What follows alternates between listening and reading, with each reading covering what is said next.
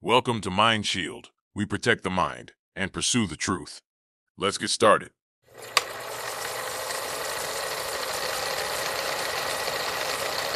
All right, today we're jumping into one of the biggest challenges out there for any investigator, building a corroboration network. And look, this isn't about just finding a bunch of people who agree with you.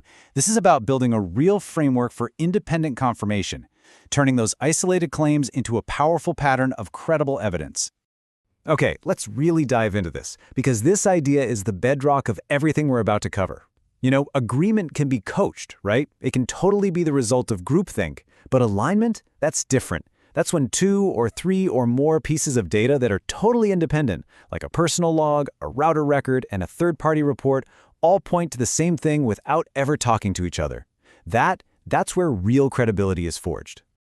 Just look at the difference here. It's night and day. On one side, you've basically got a house of cards. It's a story built on everyone agreeing on the same interpretation. You pull out one little detail that doesn't fit, and the whole thing comes crashing down. But on the other side, you've got a web. Each strand is an independent fact, strong and resilient. Questioning one part doesn't break the whole thing. It just tests its strength.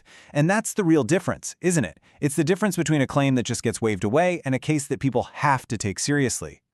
So, you gotta ask, why do so many legitimate claims end up looking like that flimsy house of cards? Well, understanding exactly why they get dismissed is the first step. We have to get past a long history of skepticism if we want to build a powerful dossier instead of just another claim. Well, a huge part of the problem is that these experiences are often designed to be deniable. They're engineered to happen in the cracks, in ways that make victims feel completely alone, even making them question their own sanity. And that right there, that lack of hard, verifiable external proof, that's the biggest wall we have to climb.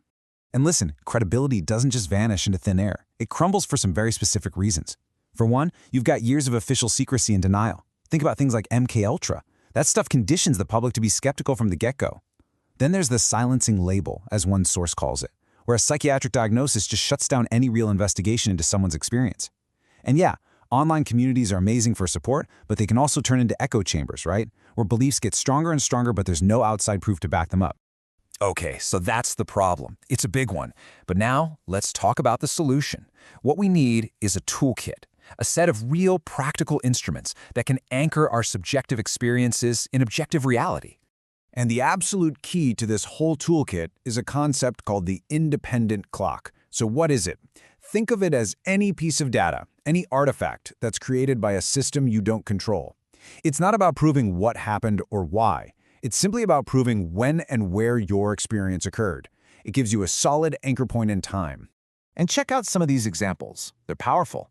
We're talking about things like your ISP logs showing a connection drop at a specific time, or a mechanics report that details some kind of weird electronic failure in your car.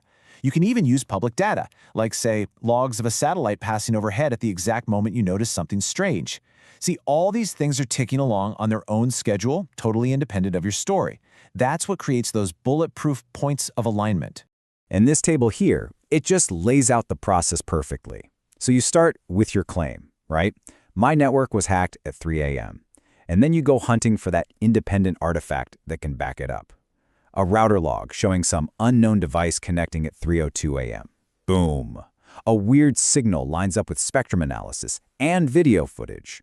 A device failure lines up with an expert's report. Every single one of these links makes the whole chain that much stronger. Okay, so having the right tools is great, but it's only half the battle. If you really want to build a prosecutor-grade case file, you need a workflow, a disciplined, step-by-step process. This is how you turn a bunch of scattered events into a timeline that can actually hold up. The workflow itself is pretty straightforward, but you have to be rigorous, no cutting corners. Step 1. Log the incident. Get down the what, when, and where with almost painful detail. Step 2. Brainstorm. What independent clocks could even relate to this event? A power surge, a network event, a financial transaction. Step 3. Go get them. Collect that independent third-party data. And step 4, and guys, this one is a non-negotiable. Preserve the chain of custody.